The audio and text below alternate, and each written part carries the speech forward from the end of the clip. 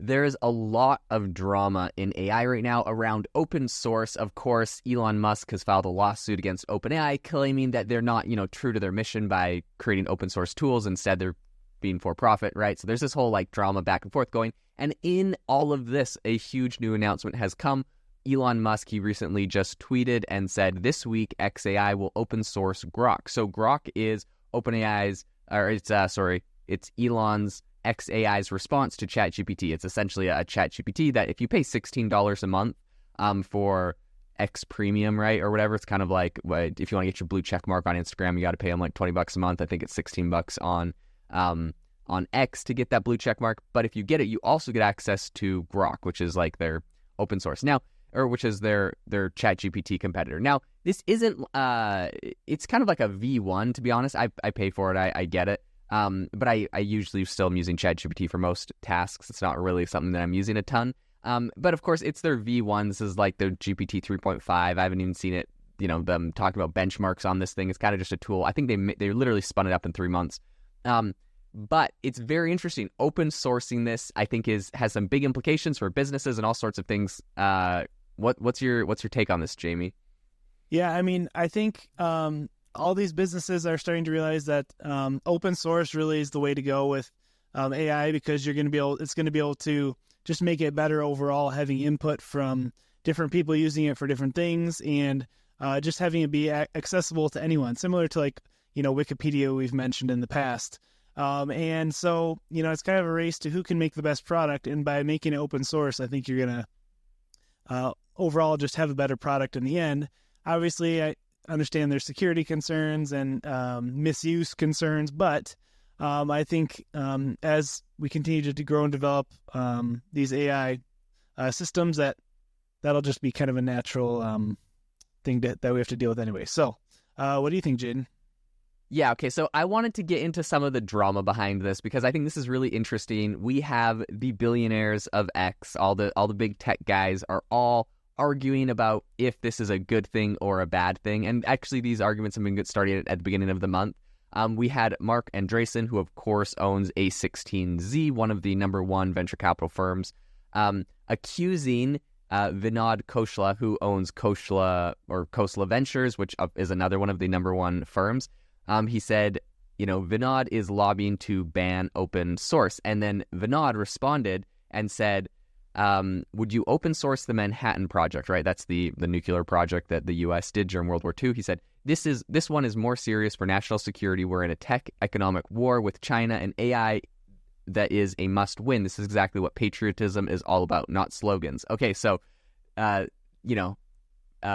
from Khosla Ventures is saying, this is like the nuclear bomb. It's like, the Manhattan Project. We can't let China get it. We can't open source it. What's really interesting is then we had Yann LeCun, who heads up AI at Meta. And of course, Meta is famous for, they're just going crazy on all of this open source stuff. Like, that's really what they're doing.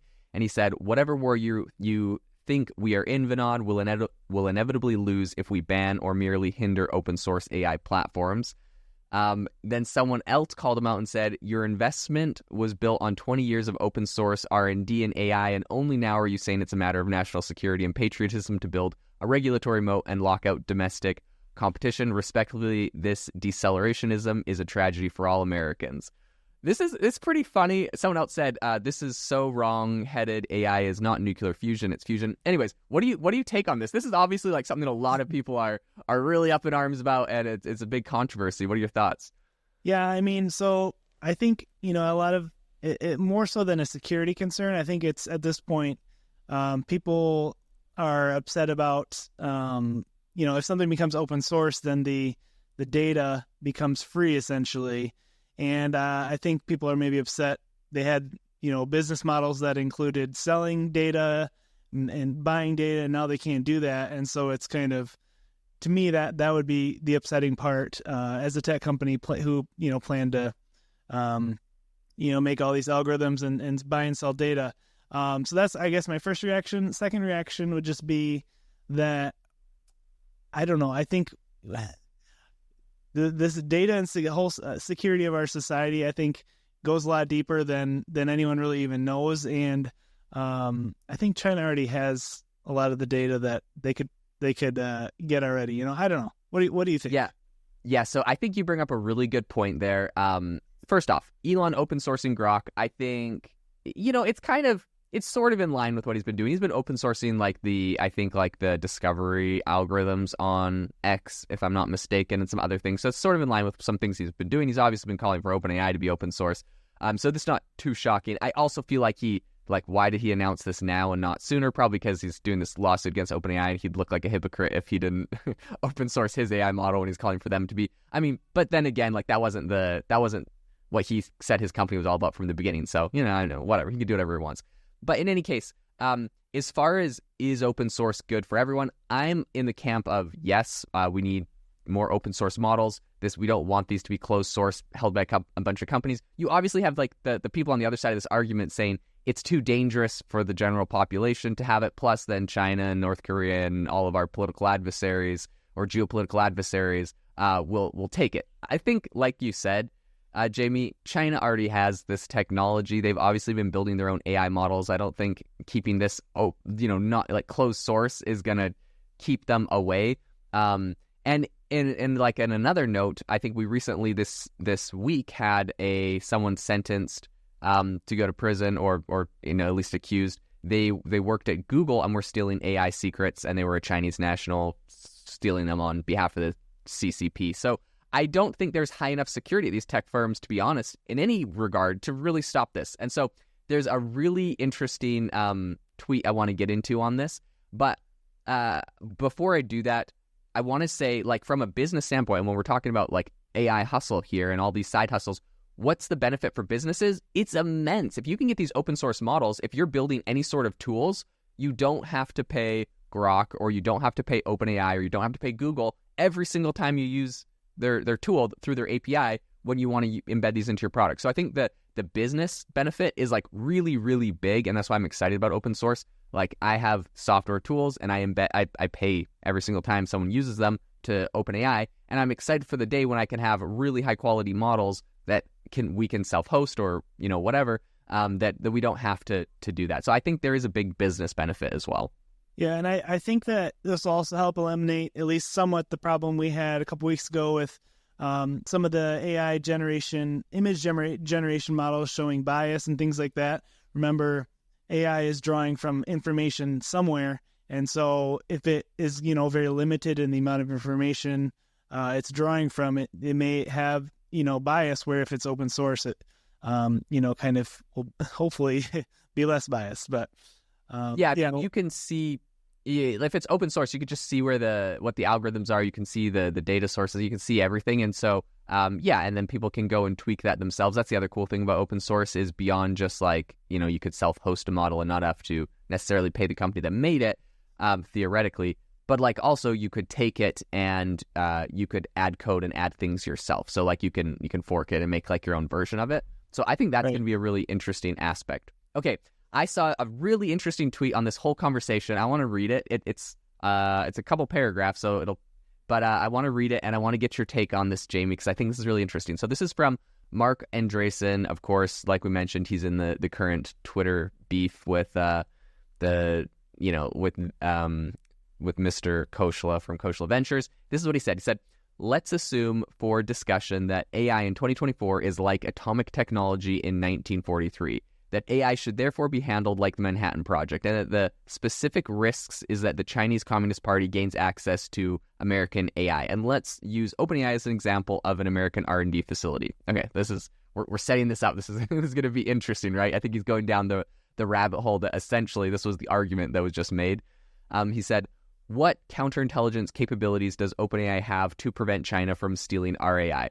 What you'd expect to see is a rigorous security vetting and clearance process for everyone from the CEO to the cook, with monthly polygraphs and constant internal surveillance, hardened physical facilities, what are called SCIFs, sensitive compartmented information facilities, U.S. Marines, or the equivalent as 24/7 armed guards, Faraday cages and electronic countermeasures, alarms going off if someone carries out so much as an Apple AirTag into the building, and someone very much like Boris Pash overseeing it all, interrogating and terrorizing people in all directions." I thought this is so funny. Yeah, it's your point, Jamie. It's like these companies are not doing anything that China can't go and steal the data from. Like we don't have that crazy security right now. Yeah, that's kind of a funny way to put it, but I just kind of go, thinking back to all the, TikTok drama with the leaked, or supposedly, China was using it to spy on Americans, and, people were all up in arms about it. But, at the same time, is it too late already? I think in a lot of ways, yes, because, what people don't realize is that, for example, if indeed China is able to use TikTok to spy on every, movement you make on your phone, they could be training their own AI models with that, based on American voices, facial recognition, all that kind of stuff. So, in a lot of ways, I think it is, maybe too late, but, I think building security walls and safety measures from this point forward, specifically with, I think banking, would probably be the biggest concern at this point. Definitely important. Yeah. So the second half of that tweet says, remember, even with tight security, the Russians still got the atomic bomb from the U.S. via their spies in the 1940s. The first Russian atomic bomb is said to have been wire-for-wire compatible with the American Nagasaki bomb, thanks to David Greenglass and the Rosenbergs. So to protect AI, you need even tighter security. Remember, this is a civilizational threat.